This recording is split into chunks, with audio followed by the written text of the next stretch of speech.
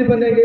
तो ऐसे किसी के माथे पर ये लिखा नहीं रहता, लेकिन महाराज का इतना आशीर्वाद इन बच्चों पर है। और हमारे बीच में गंगाराम साहनी, ये सब बच्चे वो बच्चे विद्यालय के हैं जिन्होंने विद्यालय को अपने लहू से सींचा है और आज विद्यालय वहां पर लहरा रहा है।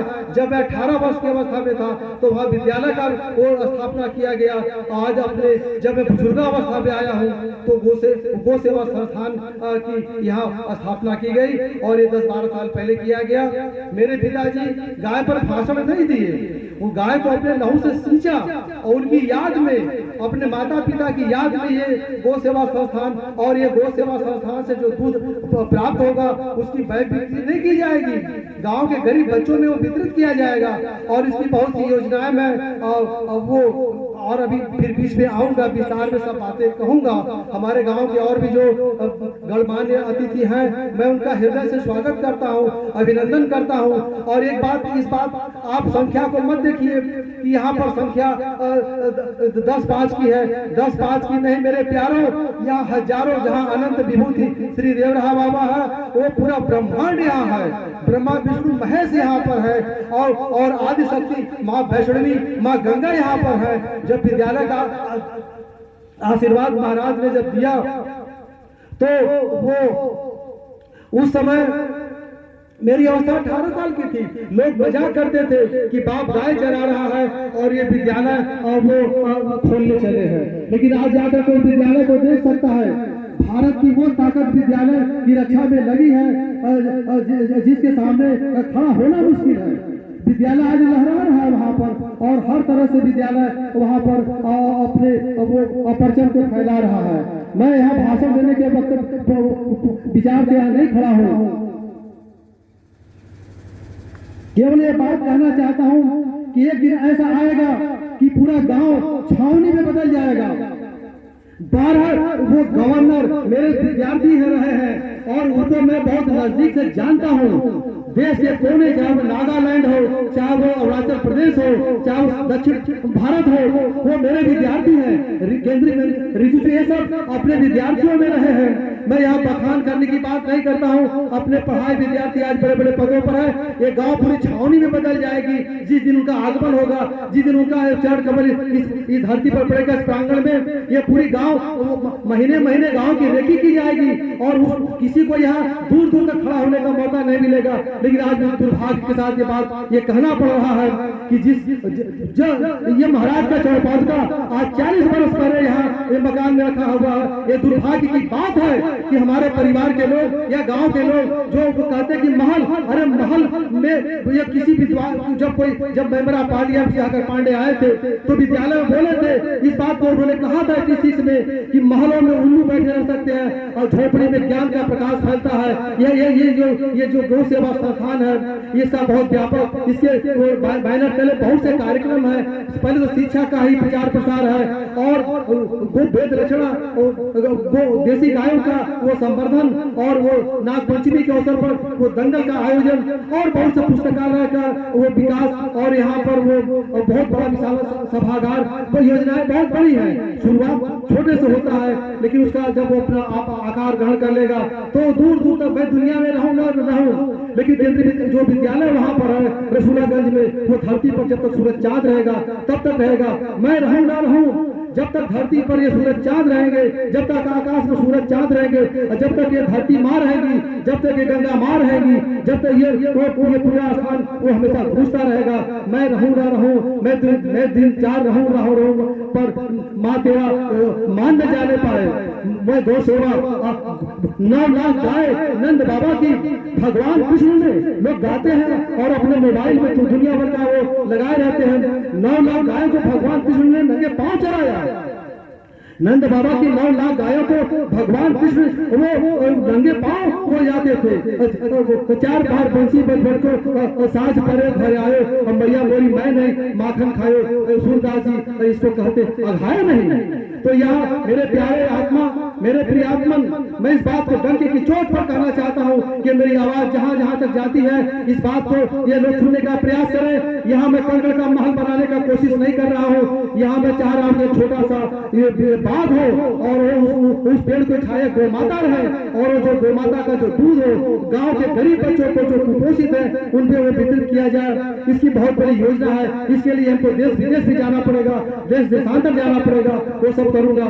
मैं अपने अतिथियों का पुनः अपने हृदय के अंतःस्थल से स्वागत करते हुए इस बात को वो डंके की चोट पर कहता हूँ कि आज आपका जो यहाँ पर अमूल्य समय आपने दिया, आप, मैं जानता हूं कि आप अत्यंत बिजी आपका कार्यक्रम है, भारत सरकार की सेवा में आप लोग लगे हुए हैं, लेकिन आपने जो समय दिया इस प्रांगण की शोभा बढ़ाए, ये आपका एक एक क्षण वो भगवान माँ गौ माता इसका कीमत चुकाएंगी, माँ वैष्णवी, माँ गंगा, श्री देवराहा बाबा इसका कीमत चुकाएंगे। और बाबा ने कहा है कि जब हमारे पिताजी ने कहा था महाराज आपने तो कहे थे बच्चा को मैं ऑफिसर बनाऊंगा, तो महाराज गंगा की धारा में मेरे पिता को बोले कि पंडित ये ऑफिसर नहीं, ये ऑफिसरों का ऑफिसर बनेगा। अगर मैं विद्यालय को छोड़ दिया होता तो हमको चीफ सेक्रेटरी बने, आईएएस बने, आज वो वर्षों बीत गए होते, लेकिन मैंने अपनी जिंदगी को इसलिए कुर्बान किया कि हमारे गांव के आने वाले जो बच्चे हैं, जो आने वाली पीढ़ी है, याद करे कि क्या गांव में ऐसा कोई नहीं हुआ जो कुछ ऐसी बातों को लाए।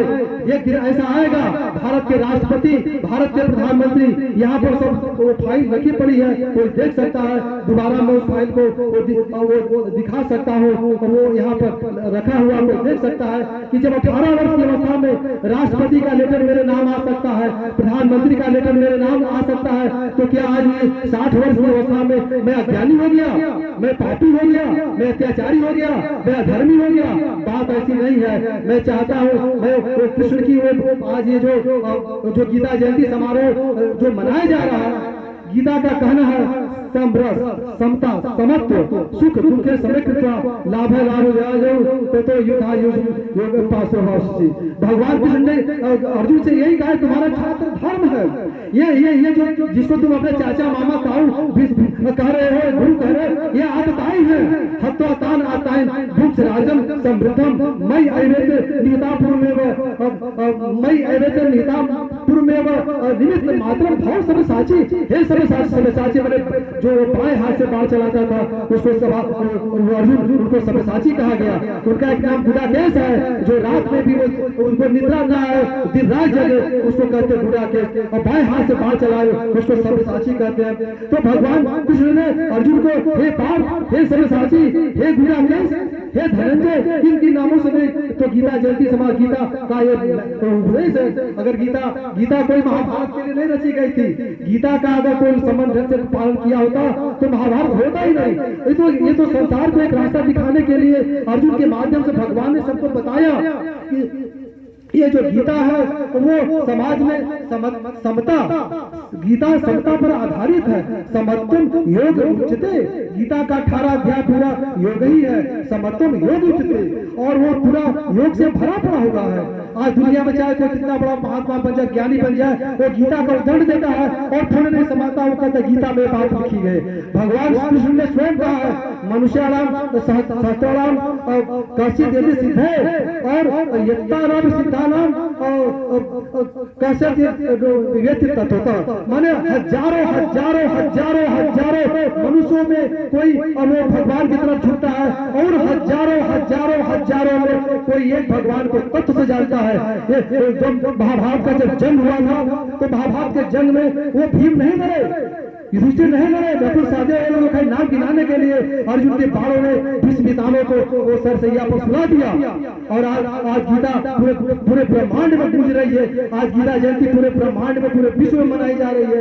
ये केवल गीता जयंती यहाँ के इस प्रांगण में नहीं, पूरे विश्व के प्रांगण में ये गीता जयंती मनाई जा रही है। संसार इसको मना रहा है। गीता किसी जाति धर्म का ग्रंथ नहीं है, किसी देश का ग्रंथ नहीं है। गीता सार्वकालिक, सार्वभौमिक और सार्वदेशिक है। इसलिए मेरे प्रिय आप लोगों ने अपना अमूल्य समय देकर जो इस गीता जयंती पर अपना अमूल्य समय दिया, और भगवान कृष्ण आप लोगों को सुखी समृद्धि और आनंद रखे। और आने वाले दिनों में मैं ये यही कहूंगा कि आपको यहाँ कुछ देखने को कुछ और ही नजारा मिलेगा। यहाँ आएंगे ललन, यहाँ भारी भारी आएंगे ललन यहाँ भारी भारी, अब बनेंगे भवन यहाँ भारी भारी। विद्यालय जब व्यवहार विद्यालय जब आज के 42-43 साल पहले खाली वहाँ पर रेगिस्तान था, वहाँ पर ऊसर था, आज वहाँ पर जो वृक्ष लगा हुआ है वहाँ पर 200 लोगों के साथ बैठ सकते हैं। कभी वहाँ 5 पत्ते थे, उसका फोटो है, उसको कोई देख सकता है। ये सब बातें सब आएंगे लोग, आप लोग उसको देखेंगे। मैं फिर बीच में आपको अपने वक्तव्य के लिए आऊंगा। अभी मैं गंगाराम साहनी को माइक देता हूँ और मेरे कुछ अतिथियों का स्वागत करेंगे। बीच में हम हमारा प्रियतम छात्र और वो भाई राम साहनी और भूतपूर्व प्रधान, और भूतपूर्व कहने का हमको थोड़ा शर्म लग रहा है क्योंकि वो देश का प्रधान बनेगा। ये गाँव छोटी मोटी बात, विद्यालय के 20-25 बच्चे और वो गाँव प्रधान है, कल वो विद्यालय के बहुत से बच्चे पूरे राष्ट्र को संभालेंगे तब और महाराज का आशीर्वाद है। मैं गंगाराम साहनी को माइक दे रहा हूँ। गंगाराम साहनी और आगे हमारे जो बीच में अतिथि आए कुछ बोलना चाहेंगे, उनके विचारों को सुनना चाहेंगे। इसके बाद हम कार्यक्रम का रूपरेखा आपको बीच में एक बार फिर से बताएंगे। धन्यवाद। जय